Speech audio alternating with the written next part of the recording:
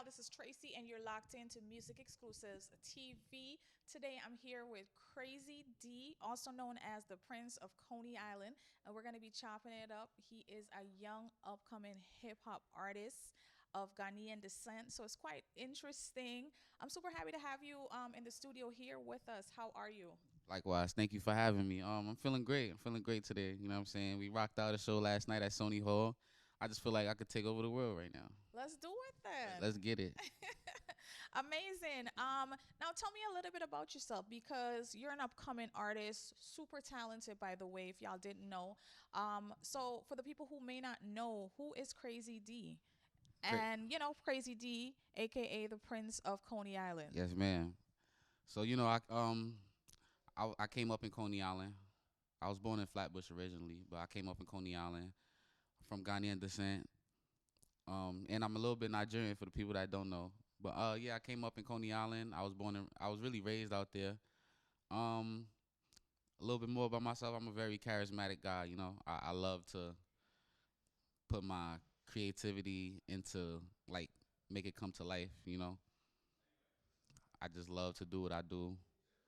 Yeah, Yeah. yeah, And a talented one at that. Now, you recently started taking music seriously yeah. and then you got signed.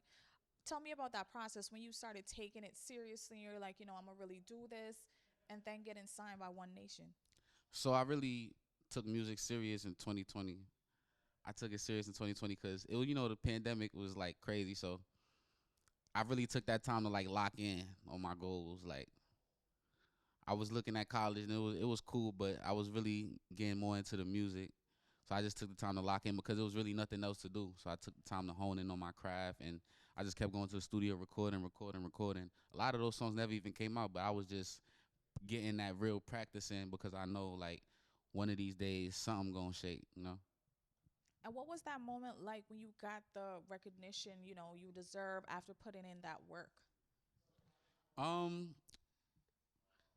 it feels amazing, but it's always you always gonna feel like it's more to Yeah, do. You for always gonna sure. feel like you're not there yet. You always gonna feel like I gotta scratch more goals off the list. But it feels good to have people finally like seeing you Yeah. because I know how I feel to have people not seeing you. I know how I feel to perform in front of 5 people, and I know how I feel to perform in Barclays Center. You know what I'm saying? So I had the Word. best of both worlds. So that's what keeps me humble and grounded, knowing that, oh yeah, I just checked off a big milestone, but I know it's so much more. I know I didn't even scratch off the surface yet. Like I know I didn't even reach my peak yet. Yeah. Facts. Facts. And you're pretty young. You're 22.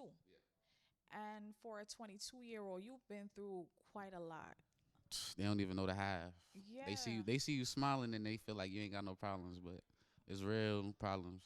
You lost both of your parents, and you had to bury them back home. How are you? How are you doing? One day is up and one day is down. But one thing I can tell you is as long as you really got good people around you, like that got your best interest at heart, it helps you go through with the process. The pain is forever gonna be there. Yeah. Losing your parents, can't nobody really replace them, but just when you take it day by day, knowing that, certain things is just a part of life, it helps you maneuver better. Because these are things that you can't avoid. These are things that everybody gonna have to go through. So you just kinda make peace with it. You accept things for what it is and you just keep it pushing. Yeah. You're wise for your age, so like I know I see you going places. You've basically turned your pain into your passion, which is music, obviously.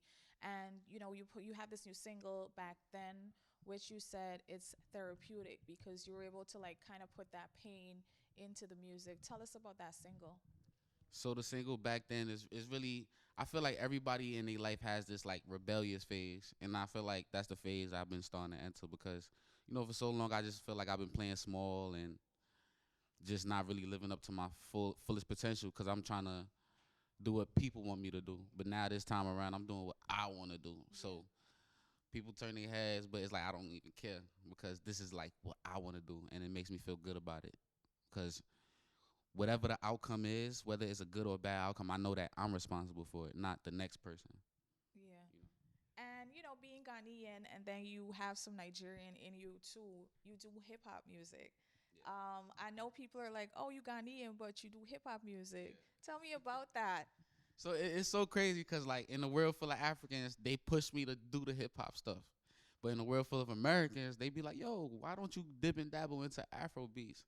So like I really be like in the middle with this, but I'm predominantly American. I was born in America, Yeah. so most of my swag is like hip hop stuff. I'm really been trying to get into the Afro though.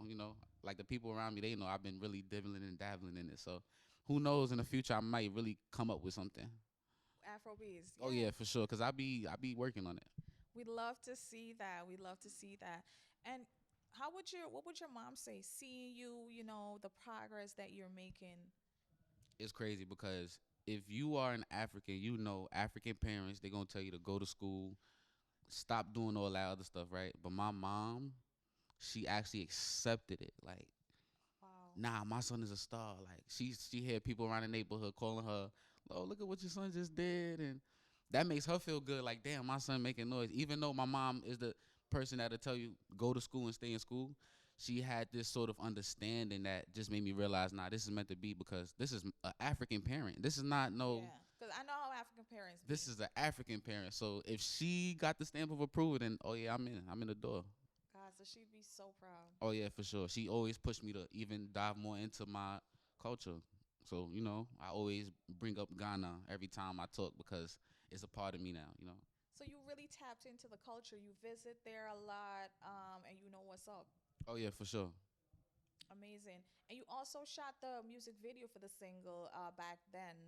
Really, really dope music video, by the way. How was that? Thank you. It was amazing. So even though I am Ghanaian and I go back to my roots, for the American side, I'm going back to my roots too. I'm from Coney Island, so I felt like this is a. I'm like I've been doing music for a while, but this is like a. I'm kind of resetting, so I feel like all right for this reset, let me take it to Coney Island. Let me Yeah. just start right here, and then wherever we go from here is the elevation. But I just wanted to like start at where I started, Yeah. and then we just go from there again. Yeah. So it Yeah. felt good to go back to my roots, and I bought a Lamborghini over there. So Yeah. yeah, I had to. It was lit. It was lit. It was lit. I love that. So what's next? What's next? More singles, more shows, features on the way. You never know. You Who never know like what I got cooking up. You know what I'm saying? With Afro artists. Listen, listen. We coming. We coming. More videos. I just shot a music video in Ghana. Actually, Tell us about that. it was different. Hmm. It was different. I got up at 4 a.m. My guy OJ family, he shot the video for me, going all through the city of Ghana, Kumasi. You know what I'm saying? And I cried too a little bit, but Why did you cry? no, it's a city called Accra. Oh, Yeah. Accra. I'm done. Yeah, yeah. So we was just really all through it and doing something that I never did before, cuz like I said I always go back home, but this time around I wanted to go back home and make it count. Yeah, you wanted to really tap in. Reach my highest, you know what I'm Yeah. saying? So and I did that and I feel accomplished about it.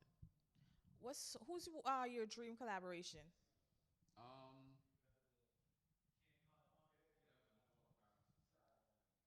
I want to collab with Young Thug, Lil Uh, Dirt, Future. I that's think we would make some great music.